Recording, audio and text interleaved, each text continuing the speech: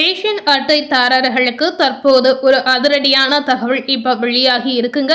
இந்த தகவல் என்ன அப்படின்னு பாத்தீங்கன்னா, ரேஷன் அட்டைதாரர்களுக்கு ஒரு ஷாக் நியூஸாக கண்டிப்பா இருக்க போகிறது அப்படின்னே சொல்லலாங்க. ஸோ அப்படி என்ன நியூஸ் அப்படின்னு கேட்டீங்கன்னா, இனி இவர்களுக்கு ரேஷன் பொருட்கள் கிடைக்காது அப்படின்ற ஒரு தகவல் இப்ப புதியதாக வெளிவந்திருக்கு அப்படின்னே நம்ம தெரிவிக்கலாம். ரேஷன் அட்டைதாரர்களுக்கு இரவோடு இரவாக வந்த அதிர்ச்சி செய்தி என்ன அப்படின்னு பாத்தீங்கன்னா, கண்டிப்பா இது பெரும் பேரதிர்ச்சியை ஏற்படுத்தக்கூடிய ஒரு தகவலாக மக்களுக்கு இருக்க போகிறது அப்படின்னே நம்ம தெரிவிக்கலாம். அது என்ன தகவல் அப்படின்னு பாத்தீங்கன்னா, ரேஷன் கடை ஊழியர்கள் சங்கம் பாத்தீங்கன்னா ஜூலை முதல் வேலை நிறுத்த போராட்டத்தை அறிவுறுத்தியுள்ள செய்தி பாத்தீங்கன்னா குடும்ப அட்டைதாரர்களிடையே பெரும் அதிர்ச்சியை ஏற்படுத்தியுள்ளது அப்படின்னே நம்ம தெரிவிக்கலாம். ஸோ இந்த மாதிரி ரேஷன் ஊழியர்கள் ஒரு முடிவை எடுத்திருக்காங்க அப்படின்ற ஒரு புதிய தகவல் வெளிவந்திருக்கு. ஏன் இவர்கள் இந்த மாதிரி செய்யறாங்க, எதனால இந்த பிரச்சனை நடக்குது அப்படின்ற காரணம் கேட்டீங்கன்னா, ரேஷன் ஊழியர்கள் ஏதாவது ஒரு காரணத்தை வைத்துக்கொண்டு இந்த விஷயத்தை செய்வாங்க அப்படின்னு நம்ம சொல்லலாம். ஸோ இதனை பற்றி நம்ம விரிவாக தெரிந்து கொள்ளலாம். அதாவது அவர்களுடைய நீண்ட நாள் கோரிக்கை பார்த்தீங்கன்னா நிறைவேற்றப்படாவிட்டால் தாயுமானவர் திட்டத்தின் கீழ் வழங்கப்படும் விநியோக பணிகளை முழுமையாக புறக்கணிக்க போவதாக அந்த சங்கம் எச்சரித்துள்ளதாக ஒரு புதிய தகவல் வெளிவந்திருக்கு. இந்த விஷயம் பார்த்தீங்கன்னா ரேஷன் ஊழியர்களுடைய சங்கத்தின் மூலமாக ஒரு தகவலாக வைரலாகி வந்திருக்கு அப்படின்னு சொல்லலாங்க. அதாவது அரசாங்கம் சொல்லியிருக்க விதிப்படி நாங்கள் நடக்க மாட்டோம் அப்படின்ற ஒரு தகவலையும் அவங்க சொல்லியிருக்காங்க. அப்படி என்ன அவங்க கோரிக்கைகள் கேட்டிருப்பாங்க, எதனால அவங்க இந்த மாதிரி போராட்டத்துல ஈடுபடக்கூடிய ஒரு முடிவை எடுத்திருப்பாங்க என்ற கேள்வி பார்த்தீங்கன்னா மக்களிடையே ஏற்பட்டிருக்கு அப்படின்னே சொல்லலாம். ஸோ இந்த விஷயம் பார்த்தீங்கன்னா மக்களிடையே ஒரு அதிர்ச்சி தகவலாகவே நம்ம தெரிவிக்கலாம். இந்த திட்டத்தில் பார்த்தீங்கன்னா அடிக்கடி தொழில்நுட்ப கோளாறுகள் ஏற்படுவதால் பணிகள் முடங்குவதாக ஊழியர்கள் குற்றம் சாட்டுகின்றனர். அது மட்டும் இல்லாமல் முறையான உள்கட்டமைப்பு வசதிகள் இல்லாமலும், அது மட்டும் இல்லாமல் மனிதாபிமானமற்ற முறையில ஊழியர்கள் பணியாற்ற நிர்பந்திக்கப்படுவதாகவும் அந்த சங்கம் பார்த்தீங்கன்னா அவங்களுடைய ஆதகத்தை வெளிப்படுத்தி இருக்காங்க அப்படின்னே சொல்லலாம். இந்த விஷயம் பார்த்தீங்கன்னா ரேஷன் ஊழியர்கள் தரப்புல பெரும் ஒரு அதிர்ச்சி தரக்கூடிய தகவலாகவே இருக்கிறது. அதாவது இவ்வளவு நாள அவங்களுடைய ஆதங்கத்தை தெரிவிக்காத நிலையில தற்போது தெரிவித்திருக்கக்கூடிய இந்த சூழல் பார்த்தீங்கன்னா அரசு அவர்களுக்காக ஏதாவது ஒரு முடிவு செய்வாங்க என்ற நோக்கத்தோடு அவங்க இந்த மாதிரி செய்வதாக ஒரு தகவல் வெளியாகி வந்திருக்குங்க. இந்த திடீர் புறக்கணிப்பு அறிவிப்பால் பார்த்தீங்கன்னா சுமார் 20 லட்சம் பயனாளிகள் நேரடியாக பாதிக்கப்படுவாங்க அப்படின்ற ஒரு தகவலையும் தெரிவிக்கிறாங்க. ஸோ இந்த மாதிரி ஒரு அபாயமான சூழல் இப்போ ஏற்பட்டு இருக்குங்க.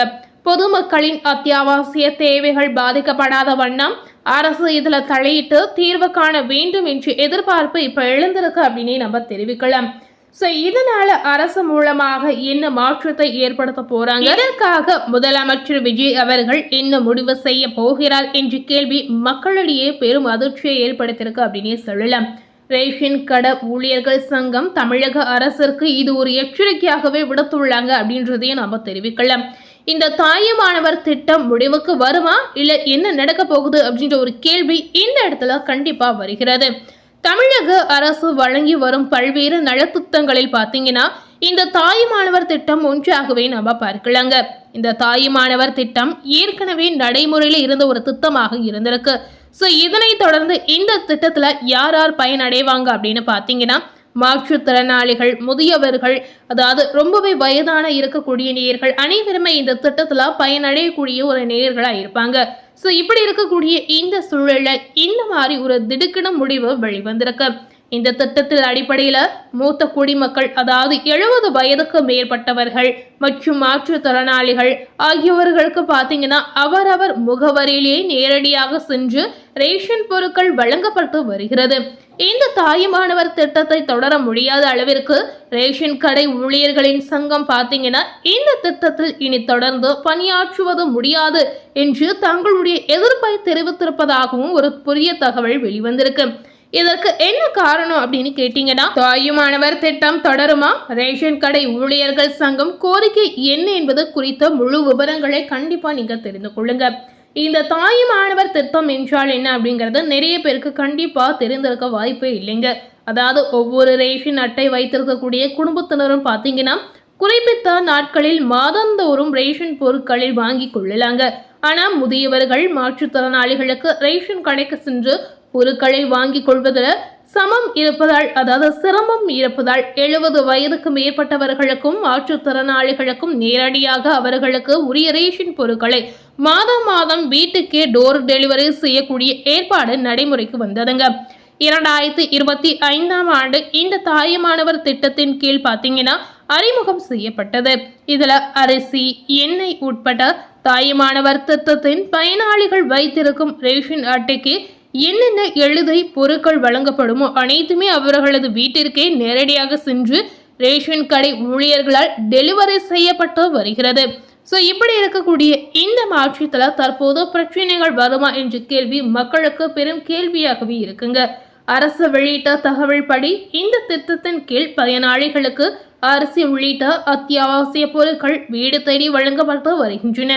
மேலும் பார்த்தீங்கன்னா 98% பயனாளிகள் இந்த சேவையை பெற்று வருவதாகவும் அதிகாரிகள் தெரிவித்துள்ளதாகவும் ஒரு புதிய தகவல் வெளிவந்தது.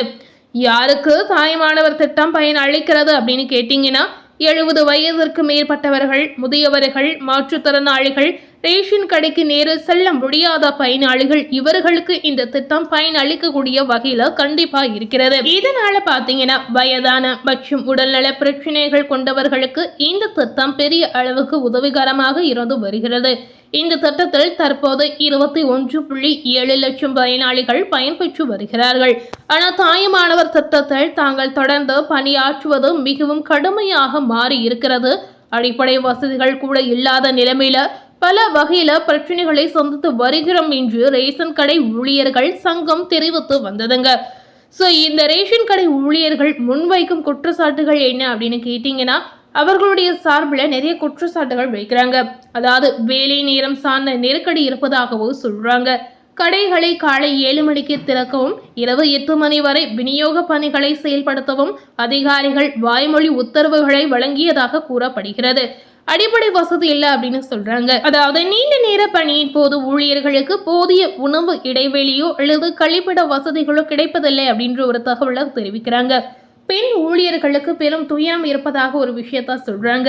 அதாவது பெண் ஊழியர்களுக்கு விநியோக பணியின் போது தேநீர் குடிக்கவோ அல்லது உணவு சாப்பிடவோ கூட நேரம் இருப்பதில்லை அப்படின்னு சொல்றாங்க. ஊழியர்கள் வீடு வீடாக சென்று விநியோகிக்கும் போது குறிப்பாக பெண் ஊழியர்கள் கழிப்பிட வசதியின்றி தீவிர சிரமங்களை எதிர்கொள்றாங்க அப்படின்ற ஒரு தகவல் வெளிவந்திருக்கு. இந்த மாதிரி அவங்களுடைய சங்கத்தின் ரீதியாக சிரமங்களை வெளிப்படுத்தி இருக்காங்க. தொழில்நுட்ப தோல்விகள் இருப்பதாகவும் சொல்றாங்க. அதாவது ப்ளூடூத் சாதனங்கள் அடிக்கடி பழுதடைவது, சர்வர் முடங்குவது, இந்த மாதிரி பயோமெட்ரிக் முறையில கைரேகை பதிவு செய்ய மறுப்பது போன்ற தொழில்நுட்ப கோளாறுகள் இருப்பதாகவும் தெரிவிக்கிறாங்க.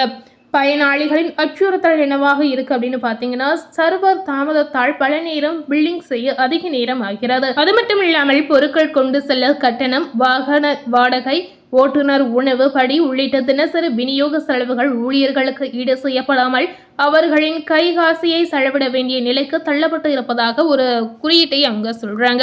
ஸோ இந்த மாதிரி பிரச்சனைகள் இருப்பதாக அவர்களுடைய சங்கத்தின் ரீதியாக தகவலை தெரிவிக்கிறாங்க. மேலும் இது போல புதிய தகவலை தெரிந்து கொள்ளணும் அப்படின்னு நினைத்தீங்கன்னா மறக்காம நம்ம சேனலை சப்ஸ்கிரைப் பண்ணி பக்கத்தில் இருக்கக்கூடிய பெல் பட்டனையும் பிரஸ் பண்ணிடுங்க. தேங்க்யூ.